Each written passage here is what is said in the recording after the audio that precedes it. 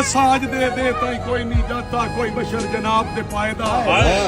थोड़ी इज्जत अफजाई दे कारण अपनाया किरदार हमेश रियायदा असा जुरात तो बाद कुर्बानियां दित्तियां भावे पक्का ही अपने वायदा तू सदैव नू दर्द बनाई रखिया है सारी उम्र मकान किराया